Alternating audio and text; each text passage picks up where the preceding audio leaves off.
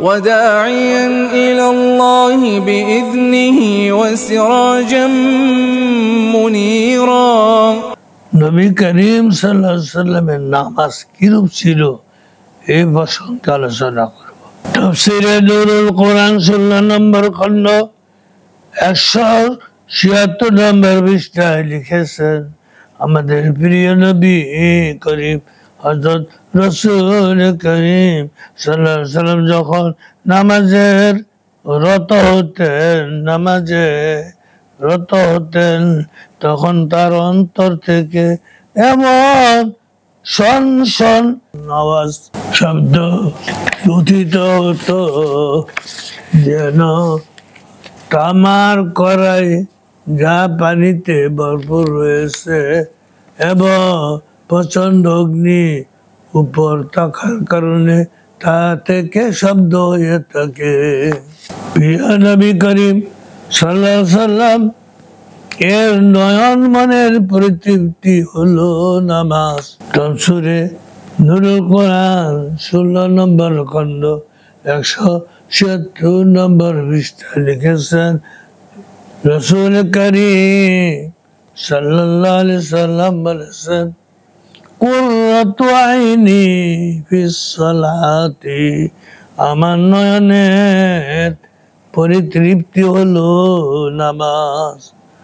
আর এই কারণে প্রিয় নবী করিম সাল্লাল্লাহু আলাইহি ওয়াসাল্লাম সারা রাত আল্লাহ সুবহানাহু ওয়া তাআলার দরবারে নামাজে দণ্ডবান থাকতেন।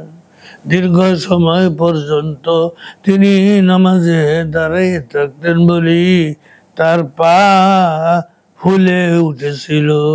সুবহানাল্লাহ। হযরত আবু বকর রাদিয়াল্লাহু আনহুর নামাজ কিরূপ ছিল?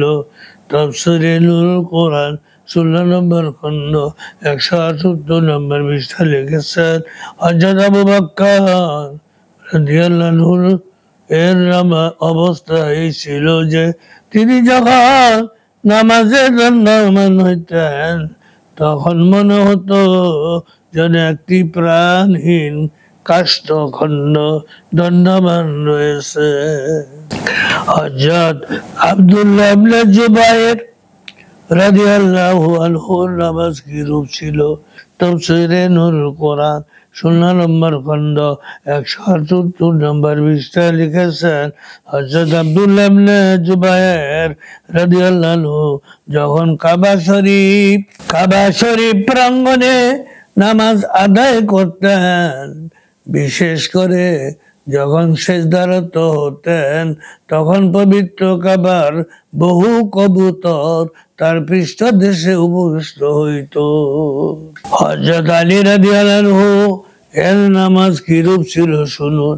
তাফসীরে নূরুল কোরআন 16 নম্বর খণ্ড 178 নম্বর পৃষ্ঠায় লিখেছেন হযরত আলী রাদিয়াল্লাহু আনহু যখন উযু শেষ করে উঠেন তখন তার অঙ্গ প্রত্যঙ্গ কম্পমান থাকতো, চেহারা রং ফ্যাকাশে হয়ে যেত।